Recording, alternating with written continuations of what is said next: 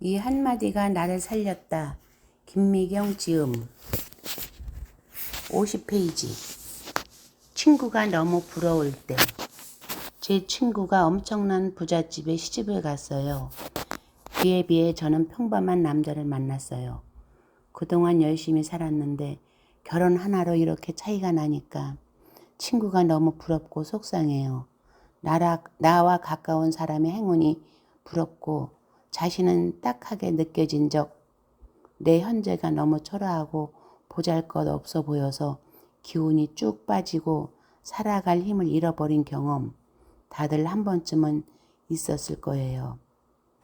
부러우면 지는 거라는데 매번 지는 느낌이 들어서 속상하고 괴로운 적도 여러 번일 거예요.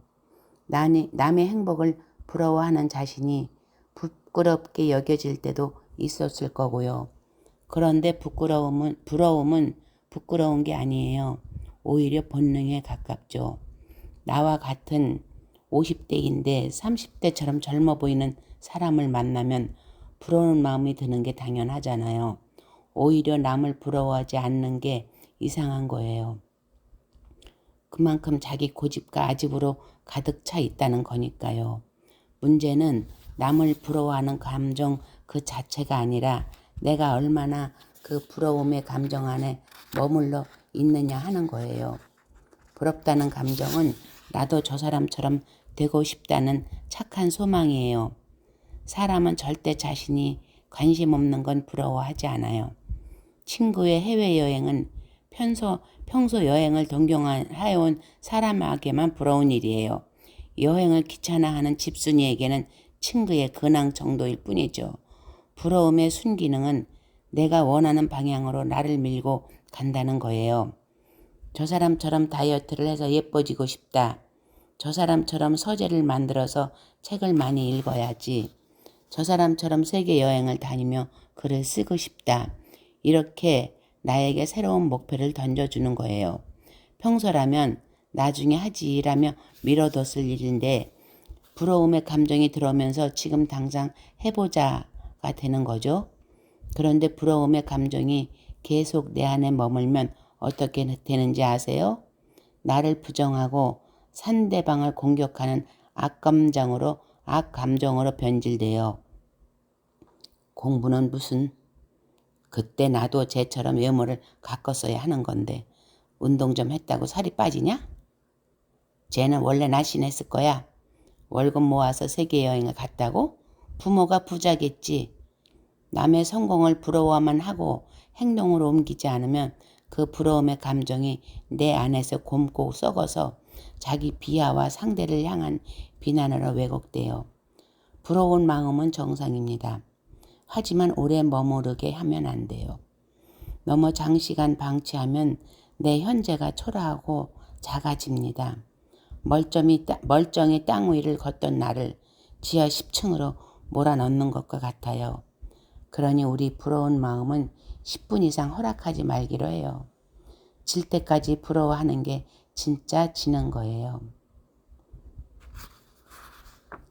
남 보여주려고 살지 말아요. 살면서 짐이 되는 마음이 있다면 내가 이 정도는 해야 되는데 라는 마음 같아요.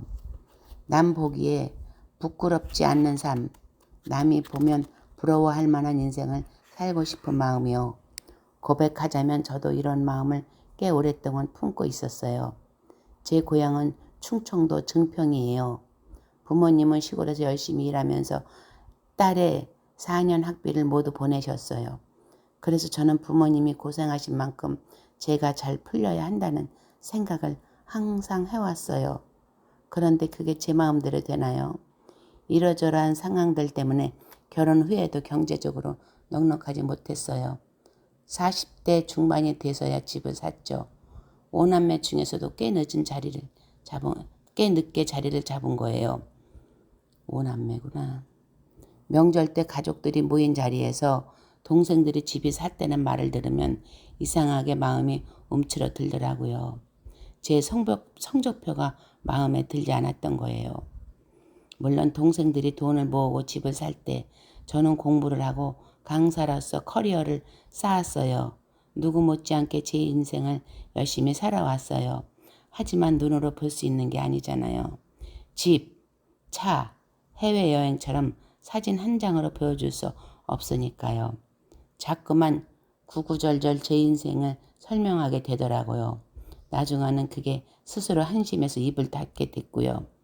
그동안 내가 믿어온 신념이 남들 사진 한 장에 무너지니까 마음의 한쪽이 쪼그라들었어요.